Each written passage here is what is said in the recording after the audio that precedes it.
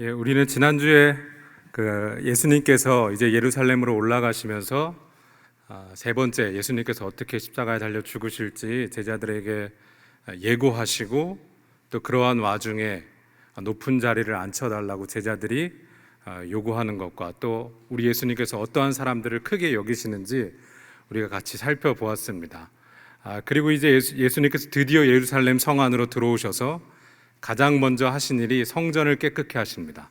성전에서 매매하고 돈 바꾸는 자들을 다 물리치시고 깨끗게 하십니다. 그러자 이제 예루살렘 성 안에 있었던 이제 종교 지도자들이 한 그룹씩 예수님께 나와 논쟁을 하기 시작합니다. 맨 먼저 대제사장 그룹이 예수님께 나와서 오늘 말씀이 없지만 전장이지만 예수님께 질문합니다. 너가 도대체 무슨 권위로 이러한 행동을 하느냐? 라고 질문합니다. 이것은 다시 말해서 도대체 넌 누구냐? 라고 질문하는 겁니다. 너가 뭔데? 너가 뭔데 이런 일을 하는 거냐? 라고 예수님께 질문합니다. 예수님의 권위에 대해서. 그리고 바리새인들이 와서 가이사에게 세금을 바치는 것이 마땅합니까? 아닙니까? 라고 예수님을 걸려 넘어뜨리려고 질문하고 또 오늘 말씀 바로 직전에 보면 예수님께서 사두개인들이 예수님께 나와서 부활에 대해서 질문합니다. 부활 때에 결혼은 어떻게 되는 겁니까? 라고 질문합니다. 여러분, 사두개인들과 바리새인들에 대해서 조금 말씀드리면 사두개인들, 바리새인들 둘 다 모두 기원전 6세기경에 나타난 그룹들입니다. 특별히 사두개인들은 솔로몬 시대에 다윗과 솔로몬 시대의 대제사장이었던 사독의 후손들이란 이름으로 6세기경에 그러니까 남유다와 북이스라엘이 멸망당하고 이제 포로에서 귀환하면서 우리가 바로 사독의 후손들이다 라는 이름으로 사두개인들이라는 이름을 달고 나타난 자들입니다. 그러니까 레위인들이고 그 중에서도 제사장 가문의 아주 명망 높은 가문을 자랑하는 사람들이 바로 이 사두개인들입니다. 근데 이 사두개인들의 특징이 뭐냐면 이 사두개인들에게만 있었던 특권이 한 가지, 그들만이 소유하고 있었던 특권이 한 가지가 있었는데 그것이 뭐냐면 모세오경, 우리가 많이 들으셨을 겁니다. 토라라고 말하는 기록된 모세오경에 접근할 수 있었던 유일한 그룹이었습니다. 그래서 유대 사회 안에서 가장 상류층 계급, 바리새인보다 오히려 더 상류층 계급이고 가장 엘리트 그룹이었습니다. 그에 반해서 바리새인들 역시 6세기경에 나타나는데 남유다와 북이스라엘이 멸망하고 6세기경에 나타나는데 바리새인들은 어떤 그 가문이라기보다 사회적 운동가들이었습니다. 사회적 운동으로 뭉치게 된 사람들이었습니다. 그래서 이 바리새인이라는 이름이 고대 아람어에서 왔는데 따로 떼어놓다, 분리된 자들이다. 그러니까 거룩함이란 단어와 굉장히 의미가 가깝죠. 그래서 6세기경에 우리는 율법의 수호자들이다, 우리는 율법을 지키는 자들이다 라고 따로 운동을 해서 일어난 자들입니다. 그런 특징은 이 바리새인들과 사두개인들의 결정적인 차이가 어디서 발생하냐면 제가 앞서 말씀드린 대로 기록된 모세오경에 접근할 수 있는 그룹은 오직 이 사두개인들밖에 없었습니다. 이 바리새인들은 구전을 통해서 율법을 교육하고 가르쳤습니다. 거의 구전을 통해서. 그리고 바리새인들의 특징이 뭐냐면 이 기록된 토라의 그 모세오경에 접근할 수 없다 보니까 선지자들의 글까지도, 선지자들의 가르침까지도 하나님의 말씀이라고 믿었습니다. 그리고 그것들까지도 구전으로 서로들 가르쳤죠. 그것이 바로 결정적인 차이입니다. 사두개인들이 예수님께 와서 부활에 대해서 질문했을 때 그 질문은 예수님의 신학적 포지션이 어디에 있는지를 질문하는 겁니다. 이 부활에 대한 메시지는 하나님께서 선지자들을 통해서 말씀하시기 시작하신 거거든요. 특별히 다니엘서 12장에 보면 1절부터 4절까지 하나님께서 죽은 자의 부활에 대해서 말씀하십니다. 그렇기 때문에 사두개인들은 이 기록된 모세오경 외에는 어떤 선지자의 글도 용납하고 용인하고 믿지 않았습니다. 그러나 바리새인들은 달랐죠. 바리새인들은 선지자의 글까지도 구전으로 가르치고 믿어왔습니다. 그래서 사두개인들과 바리새인들이 굉장히 사이가 좋지 않았습니다. 왜 너희만 이 모세오경을 너희만 접근하느냐? 그래서 굉장히 서로를 비방했죠. 그래서 길게 설명드리지 못하지만 사두개인들이 예수님에 대해서, 부활에 대해서 질문하면서 예수님의 신학적 입장을 물어본 겁니다. 너는 어느 곳에 서 있는 것이냐? 그리고 예수님께서 예수님의 놀라운 지혜로 이 질문에 답변하시죠. 그리고 사두개인들이 아무 말 못하고 당황했다는 소식을 듣자 바리새인들이 드디어 기분 좋게 예수님께 다가와서 우리밖에 없구나, 이 예수님을 넘어뜨릴 수 있는 그룹은 우리밖에 없구나 하고 질문하는 게 바로 오늘 말씀입니다. 그래서 예수님께 질문하죠. 예수님, 율법의 가장 큰 계명은 무엇입니까? 라고 질문합니다. 여러분, 이 질문이 왜 잘못된 질문이냐면, 여러분, 지난주 우리 제자들과 마찬가지로 이 바리새인 역시 이들이 율법을 사랑해서 이 질문을 하는 것이 아니라 어떤 율법이 가장 중요하고 어떤 율법을 지켜야 가장 고결하고 어떤 율법이 가장 가치 있는 건지 율법의 지식에 관해서 묻는 질문입니다. 그래서 이 질문이 잘못된 것이죠. 여러분, 어떤 사회나 서열 문화는 어떤 사회나 있어 왔습니다. 어떤 사회나 서열 문화는 있습니다. 높고 낮음을 따지고 계급을 정하는 서열 문화는 어떤 사회나 있습니다. 이것이 아주 잘못되고 인간의 악함으로 인해서 기인했지만 서열 문화는 어떤 사회나 있어 왔습니다. 그런데 제가 생각하기에 이 이스라엘 사람들과 우리나라는 굉장히 닮아 있습니다. 어떤 사회보다도 이 서열 문화가 강력하게 존재하는 게 바로 우리나라입니다. 우리나라 어떻습니까? 우리나라는 이 좁은 땅덩어리 안에서 지역에 따라서 높고 낮음을 나누죠. 특별히 서울만 봐도 행정구역 구에 따라서 어떤 구가 더 위에 있는지 어떤 구가 아래에 있는지를 나누고, 같은 구 안에서도 동에 따라서도 또 서열을 나누고, 동 안에서도 길 이쪽에 있는지 길 저쪽에 있는지에 따라서 서열을 나누죠. 우리나라 서열 문화가 얼마나 기형적으로 강력하냐면 입시생들에게 나타납니다. 입시생들이 대학의 서열을 앞글자만 따서 외웁니다. 어떤 세계에도 이런 나라는 없는 것 같아요. 여러분, 2021년 미국의 퓨 리서치 센터라는 곳에서 전 세계 선진국 17개국의 성인들을 대상으로 무엇이 삶을 의미 있게 만듭니까? 라고 질문하였습니다. 전 세계 선진국 17개국을 대상으로 우리나라도 이에 포함되어 있는데, 무엇이 삶을 의미 있게 만듭니까? 라는 질문에 오스트레일리아, 호주가 가족이라고 대답했고, 뉴질랜드 가족, 스웨덴 가족, 프랑스 가족, 그리스 가족, 독일 가족, 캐나다 가족, 싱가포르 가족, 이탈리아 가족, 네덜란드 가족, 벨기에 가족, 우리 옆나라 일본도 가족, 영국 가족, 미국 가족, 단 3나라만 가족이라고 대답하지 않았는데 그 중에 스페인은 건강이라고 대답했습니다. 이해가 가죠? 건강이 중요하지 않습니까? 건강을 잃으면 모든 것을 잃는다라고까지 우리가 말하는데, 스페인은 건강이라고 대답했고, 대만입니다. 대만은 사회, 이것도 이해가 갑니다. 대만은 사회주의에 굉장한 영향을 받은 국가이기 때문에 소사이어티, 사회가 가장 삶의 의미를 만든다고 대답했습니다. 그리고 마지막으로 대한민국이 뭐라고 대답했냐면 material well-being, 물질적 풍요라고 대답했습니다. 거의 모든 전 세계 선진 국가들이 가족이라고 대답하는데 유일하게 우리나라가 물질적 풍요가 삶을 의미 있게 만든다고 대답했습니다. 여러분, 제가 이 통계를 볼 때, 이 연구 통계를 볼 때 참담한 마음을 금할 수 없었습니다. 제가 참담한 마음을 금할 수 없었던 이유는 우리 사회가, 우리 세대가 정말 중요한 것을 보는 방법을 완전히 잃어버린 세대인가? 그런 사회인가? 라는 생각 때문이고, 두 번째로는 이 대상 안에 저도 포함되어 있기 때문입니다. 아닌 척하지만 우리 모두 물질적 풍요가 나를 높은 자리에 올려두고 내 삶을 가치 있게 만들고 이 사회에서 나를 서열의 가장 높은 곳에 위치하게 만든다고 믿고 있기 때문입니다. 여러분, 우리는 이런 사회에서 살고 있습니다.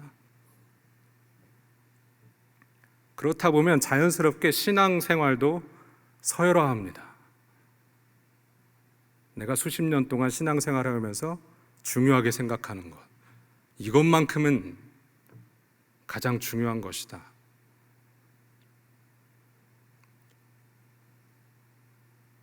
그것이 정말 하나님을 사랑해서 그렇게 하는 것이 아니라 시간이 지나면서 하나님을 향한 사랑은 다 사라져버리고 내가 중요하게 생각하기 때문에 하는 겁니다. 그렇다 보면 어떠한 현상이 자연스럽게 일어납니까? 이걸 중요하게 생각하지 않은 사람들이 눈에 띕니다. 판단하고 정죄하고 컨트롤하고 비난하게 되는 것이죠.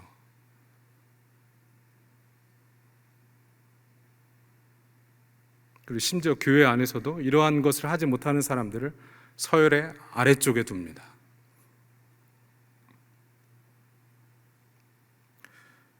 여러분, 저와 여러분에게 자격이 있다면 예수님은 왜 돌아가신 겁니까? 예수님 십자가에서 우리의 죄와 연약함과 우리의 무지와 수치와 질병과 죽음을 정복하기 위해서 돌아가셨습니다. 여러분, 저와 여러분에게 어떠한 자격이 있다면 도대체 예수님은 왜 돌아가신 겁니까? 여러분, 우리가 어떠한 신앙적 행위를 하더라도, 어떠한 우리가 중요하게 생각하는 신앙적 행위를 하더라도 결코 예수님의 죽음을 대체할 수 없습니다. 그런데 2000년 전 유대인들은 예수님을 버렸죠. 왜 버렸습니까? 내가 크게 생각하는 율법을 통해서 내가 자격을 얻을 수 있다고 생각했기 때문입니다. 내가 하나님 앞에서 내가 이렇게 크게 생각하는 율법, 내가 이렇게 크게 생각하는 행위, 내가 이렇게 크게 생각하는 내 위치를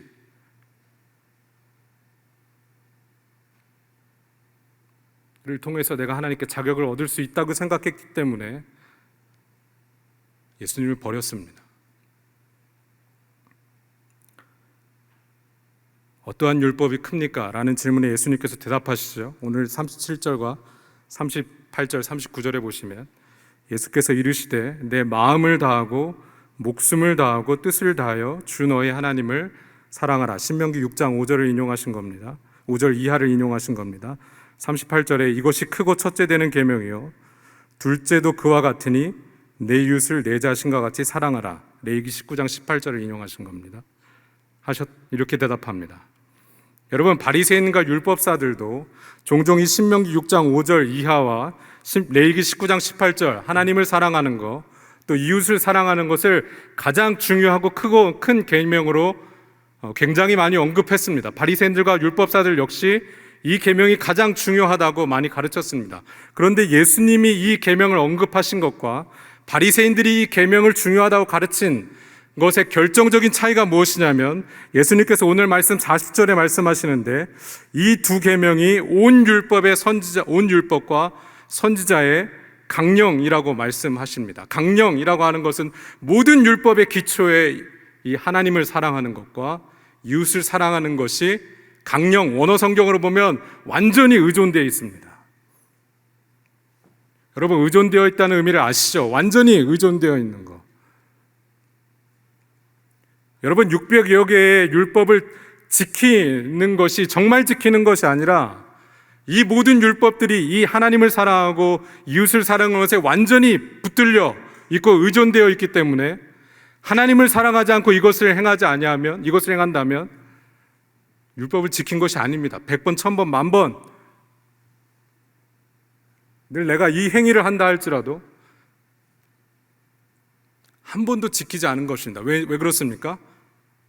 완전히 의존되어 있기 때문입니다. 이 두 가지에.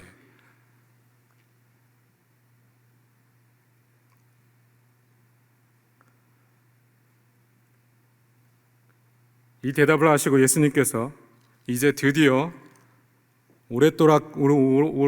오래도록 기다려온 예수님께서 이제 드디어 예수님도 질문을 꺼내십니다. 바리새인들에게 질문하시는데 42절에 보시면 너희는 그리스도에 대해서 어떻게 생각하느냐? 누구의 자손이냐? 라고 질문하십니다. 그리고 그들이 대답합니다. 모두가 알고 있는 대답이죠. 다윗의 자손입니다.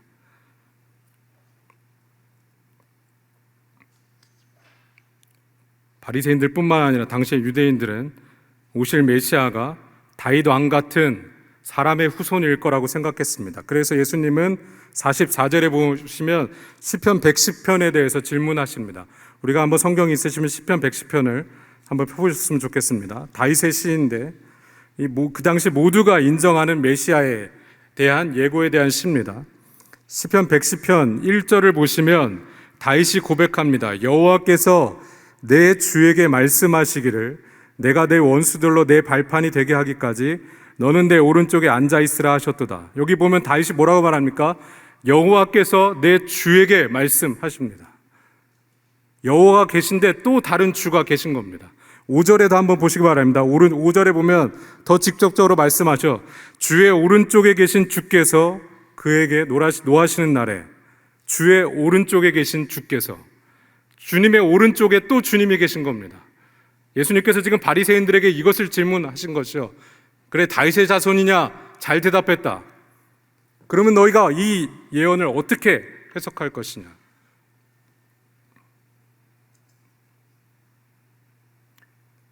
예수님이 이 말씀을 지금 왜 보이시는 겁니까? 다윗이 자신의 후손으로 오실 분을 주님으로 고백하고 있는 겁니다.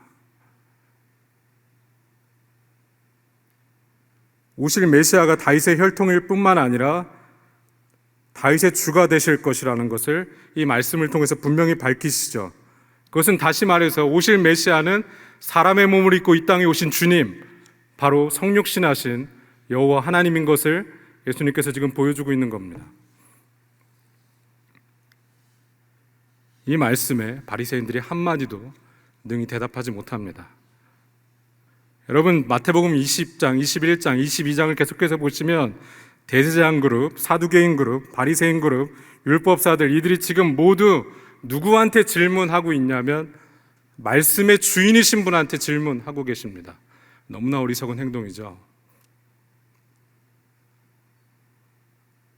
우리가 마땅히 예배드려야 할, 우리의 마땅히 경배를 받아야 할 분에게 내가 신앙생활하는데 가장 크게 여기는 것이 있습니다 라고 지식을 자랑하고 걸려 넘어뜨리고 예수님께 대하여 말씀에 대해서 질문하고 있는 것입니다.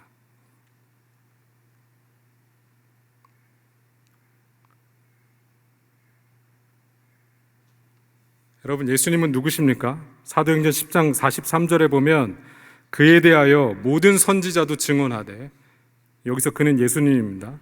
예수님에 대하여 모든 선지자도 증언하되 그를 믿는 사람들이 다 그의 이름을 힘입어 죄사함을 받는다 하였느니라. 요한복음 1장 1절에 보면 태초에 말씀에 계시니라. 이 말씀이 하나님과 함께 계셨으니 이 말씀은 곧 하나님이시니라. 여러분, 예수님은 하나님이십니다. 그리고 말씀이시죠. 여러분, 우리가 다시 마태복음 22장으로 돌아와서 오늘 예수님께서 우리에게 말씀하신 중요한 두 가지가 있습니다. 무엇이 가장 큰 계명입니까? 라는 질문에 바리새인들은 율법의 서열을 매기길 원했죠. 그 질문에 예수님은 주 너의 하나님을 사랑하고 내 이웃을 내 몸같이 사랑하는 것, 이것이 모든 선지자의 강령이라고 말씀해 주셨습니다. 여러분, 우리가 신앙생활 하다 보면 사실 이 두 가지가 가장 어렵습니다. 하나님을 사랑하는 것과 이웃을 내 몸과 같이 사랑하는 것. 도저히 이것을 어떻게 해야 될지 엄두도 나지 않을 때도 있을 때도 있습니다. 그런데 여러분, 우리가 지난주에 살펴본 마태복음 20장 한번 펴보시겠습니까? 마태복음 20장 28절입니다. 마태복음 20장 28절에 보시면 인자가 온 것은 섬김을 받으려 함이 아니라 도리어 섬기려 하고 라고 말씀하십니다. 여기 보면 예수님께서 오신 이유를 말씀하시는데 섬김을 받으려 함이 아니라 섬기러 오셨다고 예수님께서 말씀하셨습니다. 여러분, 이 말씀을 보실 때 우리가 너무 익숙한 말씀이라서 그냥 넘어갈 때만 있지만, 우리가 만약 이 말씀을 처음 보는 사람처럼 읽은다면 잠깐 가만히 있어봐. 이게 무슨 말씀이지? 예수님이 섬기러 오셨다고? 여러분, 예수님이 저와 여러분을 섬기십니다.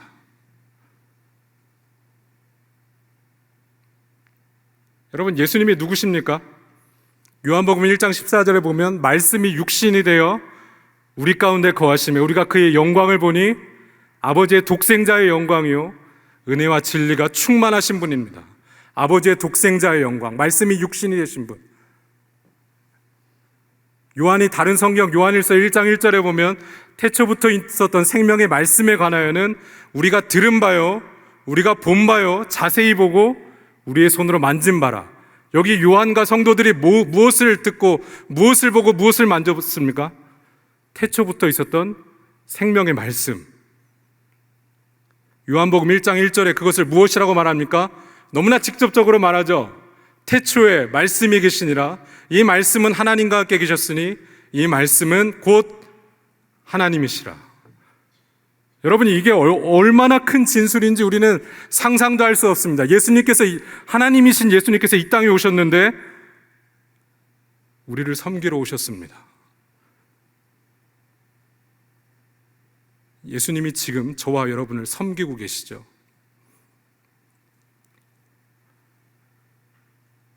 히브리서 1장 1절부터 3절에 보면 옛적에 선지자를 통하여 모든 부분과 모든 모양으로 말씀하신, 우리 조상들에게 말씀하신 하나님께서 이 모든 날 마지막에 아들을 통하여 우리에게 말씀하셨으니 이 아들을 만유의 상속자로 세우시고 또 그로 말미암아 모든 세계를 지으셨느니라 라고 고백합니다. 여러분, 우리를 섬기시는 예수님이 모든 세계를 만드신 주님이십니다. 이것은 우리의 인지를 완전히 벗어나는 진술이기 때문에 때로는 우리가 그냥 넘기죠. 도대체 이게 무슨 말이지? 온 세계를 지으신 하나님, 모든 세계가 그로 말미암아 지어졌는데 예수님이 우리에게 섬김을 받으러 오신 게 아니라 우리를 섬기러 오셨습니다. 히브리서 1장 1절 3절, 그는, 그 아들은, 예수 그리스도는 하나님의 영광의 광채시요 그 본체의 형상이시라.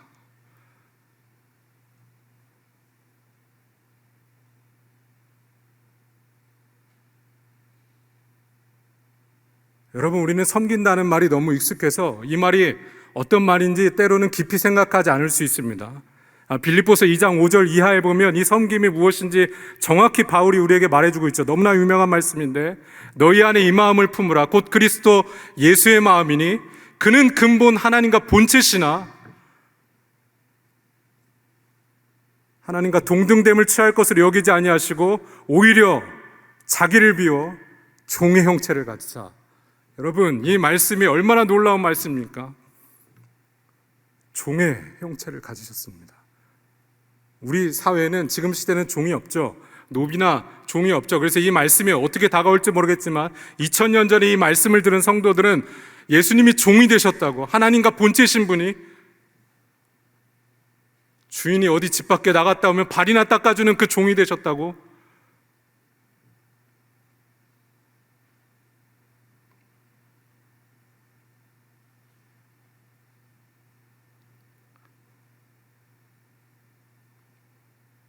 여러분, 우리가 하나님을 믿을 더 이상의 이유가 필요합니까? 우리가 하나님께 예배드릴 이것보다 더 이상의 이유가 필요합니까?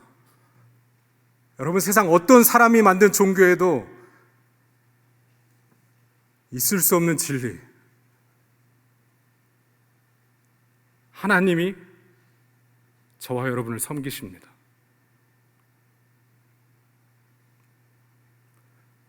지난 수천 년 동안 수많은 이단들이 이 진리를 깨트리고 상해를 입히기 위해서 지난 수천 년 동안 온갖 더러운 짓을 했죠. 그럼에도 불구하고 너무나 순전하고 도대체 이것 우리의 인지를 완전히 벗어난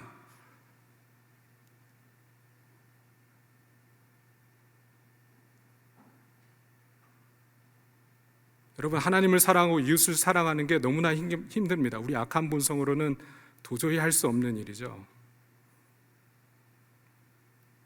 그런데 여러분, 예수님이 우리를 섬기십니다.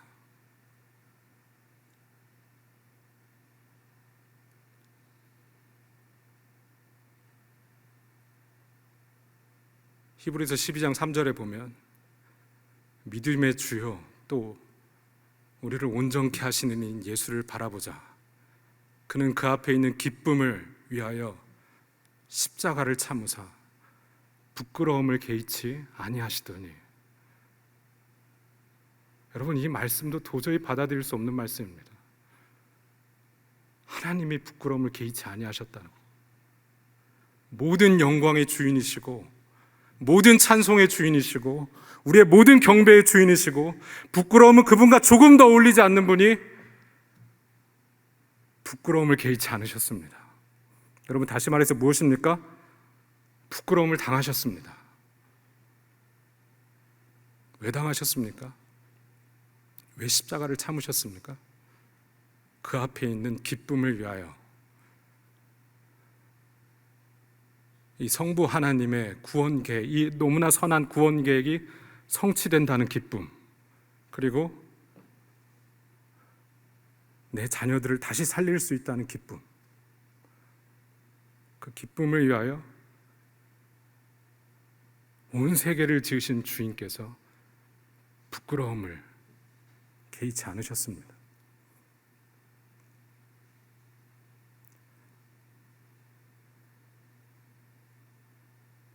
대제사장들과 사두개인들과 바리새인들은 지금 본인들이 질문하는 그 앞에 계신 분이 누구신지 전혀 모르고 그 눈이 가리워져서 그분을 당황하게 만들게 하려고, 부끄럽게 만들게 하려고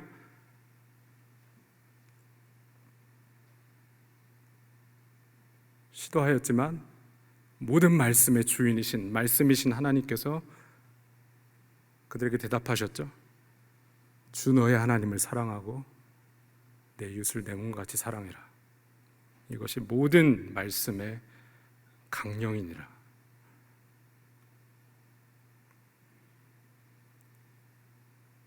여러분, 하나님을 사랑하고 이웃을 사랑하는 유일한 방법은 우리 믿음의 주인이시고 또 우리를 온전케 하실 수 있는 유일하신 분인 예수님을 바라보는 것 말고는 어떠한 방법도 없습니다. 어떠한 방법도 없습니다.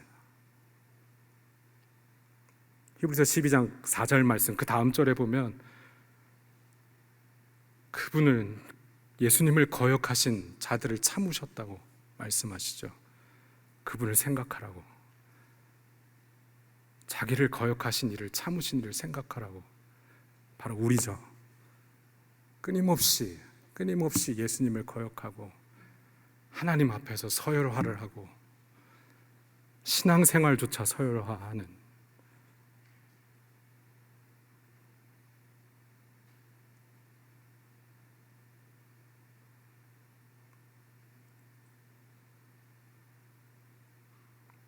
우리가 이 시간에 같이 기도하고 싶습니다.